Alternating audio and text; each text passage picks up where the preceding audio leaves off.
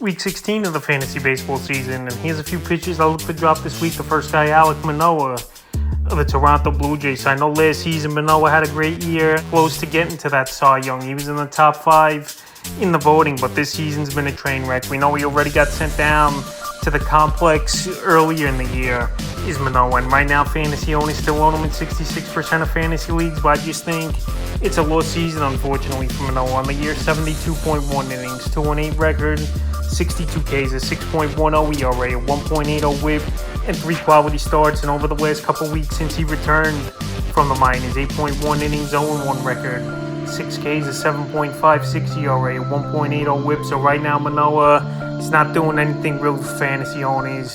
But right now, this Blue Jay team, they don't really have another option. And they're hoping things iron itself out here for Manoah, unless they make a deal at the deadline, which is next week, obviously, August 1st, the Major League deadline. So the last few games here for Manoah, July 7th, at the Tigers, 6 innings, got the win. 5 hits, a run, 8 Ks, a quality start. July 18th versus the Padres, 3 innings, got the loss. 3 hits, 4 runs, 5 Ks. And then July 23rd at the Mariners, 5.1 innings, 3 hits, 3 runs, 4 walks, 6 Ks. So the only positive here for Manoah was that July 7th start. But that's the Detroit Tigers, one of the worst hitting teams in all Major League Baseball. Now the last couple outings here, the walks have been an issue, and they've been an issue all season for him. Now with 9 walks in the last 2 starts here for Manoah. And his next outing is going to be most likely versus the Los Angeles Angels. And we know their offense is pretty dangerous, obviously, led by Shohei Ohtani and a couple other guys who could bop in that lineup, even with Mike Trout out, like a Mickey Moniak having a good year, Taylor Ward starting to get things going. So right now, that's going to be another tough outing. I just can't count on Manoah, especially in the latter part of the season now, with only 5-6 weeks left to most playables for fantasy owners. Manoah, he just hasn't figured it out this season. And even if it does, I still wouldn't trust him in a big spot. So right now, I would just cut loose Manoah, because his trade value is nothing in fantasy leagues. And right now, he hasn't really shown signs, besides that one game in the last 2 months, that he could turn it around. The next pitcher, Michael Soroka of the Atlanta Braves. So Soroka, we know he's been out with injury for 2 seasons, and he's returned on and off the season in late May, and now optioned back to the minor leagues. Once again, is Soroka. So on the season, 29.1 innings, 2-1 record, 23 Ks, a 5.52 ERA, 1.7 whip, and a quality start. So Soroka, he used to be the ace of this Atlanta Braves staff, but right now his best days are behind him, it looks like. And it's very unfortunate, obviously, but injuries are part of the game, and some guys get back to where they were, and some guys, it just doesn't happen for them. And right now, it's not looking good for Soroka. Yanni Chernos, he was surprisingly designated for assignment. The Tampa Bay Rays and the Atlanta Braves claimed him off waivers, which is a good move, and he's going to take the rotation spot now of Michael Soroka. So Soroka, I think we could see him back in the major leagues later this season.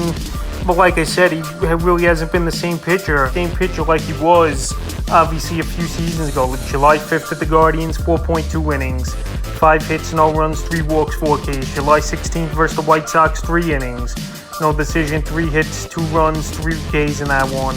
And then July 21st at the Brewers, I thought he had a decent ball game. 6 innings, got the win. 6 hits, 4 runs, 2 walks, 4 Ks. So right now the Braves just didn't think he was ready to go out there and keep helping this team every 5th day, was Michael Soroka. And they got obviously Chernos, who could do a little bit of both, pitch in the bullpen or be a 5th starter, or a guy who pitches in both reliefs. So right now, with Soroka in the minor leagues and him not performing, there's no reason for owners to stash him. And he's an easy drop this week. But like I said, we definitely could see him back in the majors this season. But right now, I still don't think he'll have fantasy value, even if he does return after a good stint in the minors, let's say. The next pitcher, Emmett Sheehan of the Los Angeles Dodgers. So Sheehan, he came up early in the first few weeks of his career in June, and he pitched good baseball, but now the league's figured him out a little bit, and he's still a young pitcher where his secondary pitches aren't all that great as well, with developed yet. On the season, 29.1 innings, 3-1 record, 22 Ks, a 6.75 ERA, a 1.47 whip, and 2 quality starts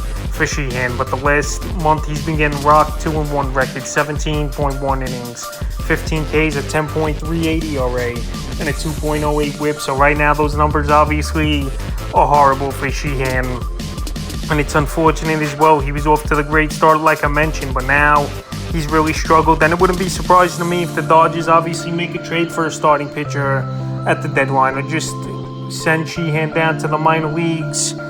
Anyways, July 4th versus the Pirates, 3.2 innings, 4 hits, 5 runs, 4 walks, 4 Ks. July 17th at the O's in that one, 5 innings, got the win, 5 hits, 4 runs, 3 walks, 2 Ks. And July 23rd at the Rangers, 3.2 innings, got the loss, 8 hits, 8 runs, 5 walks, 4 Ks. So right there, he got rocked in that ball game.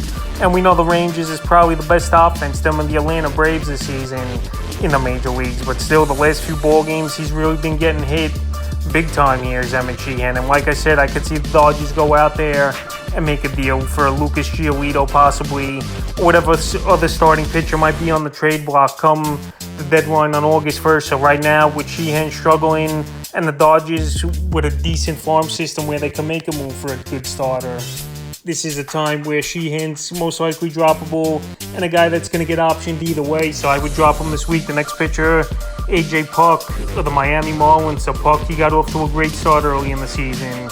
Then he had a stint on the injured list and now he's been back. But he's been really struggling as well over the last month. On the season, 32.1 innings, 4-4 record, 15 saves, 41 Ks, a 4.45 ERA, a 1.21 WHIP.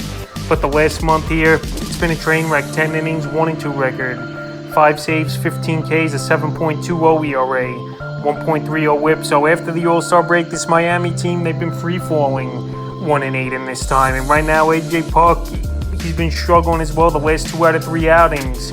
He's blown both ball games for this Miami Marlins team, and he's part of the problem as well, where they can't close the ball games out of late here. And this Marlins team, they were looking good going into the break, had a nice, comfortable lead in that second wild card spot, but now things have unraveled for them, and now they're fighting to get in one of those last spots, and AJ Puk's been a big reason why they couldn't win a couple of these ball games. And right now, fantasy owners, I've mentioned it a lot, closer is a crapshoot for the most part. If you don't have a top 3, top 5 closer, you either stream guys or you just stream starting pitchers that are relievers and starter eligibility. So right now, while Puk's struggling and this Marlins team's struggling, where there might not be a lot of save opportunities for the remainder of the season if this keeps up, he's a pitcher I would drop this week. In the 5th and final pitcher I look to drop is Carlos Carrasco of the New York Mets. So Carlos Carrasco in the last year of his contract, and his Met career really hasn't been that great. I know last season he put up some pretty decent numbers with the Mets last year.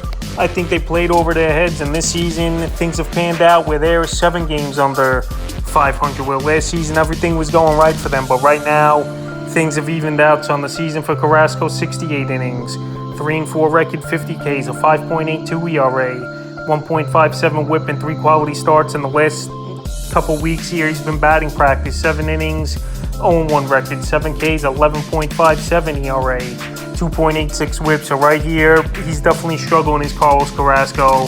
I don't even know if the Mets could get anything at the deadline for him, even though he is an expiring contract and teams always need starting pitching, is obviously teams in contention. So right now, Carrasco's struggling big time. He's not getting outs. He's not going deep into ball games. The Red Sox teed him off in that ball game where they had 5 hits in a row off him before he got pulled in that one. And it's really been a struggle all season for Carrasco, and maybe a change of scenery could help, or maybe he just doesn't have it anymore. July 6th at Arizona, surprising good game for him, 8 innings, got the win, 3 hits, no runs, a walk, 4 Ks, a quality start. July 18th versus the White Sox, 4.2 innings, 6 hits, 4 runs, 2 walks, 5 Ks. And July 23rd, like I mentioned at the Red Sox, he was batting practice in that one, 2.1 innings, got the loss, 10 hits, 5 runs, 2 walks, 2 Ks. So right now, nothing going for Carrasco besides that one surprising game at the Arizona Diamondbacks. But they've been free-falling as well, 2-8 in their last 10 games here as this Diamondback team. So right now, while Carrasco's struggling, and this Met team might be sellers anyway, and he can move to another team, even though I don't know if that'll help him as much either. He's a pitcher I would drop this week, so that's a few pitchers I look to drop here in Week 16 of the fantasy baseball season.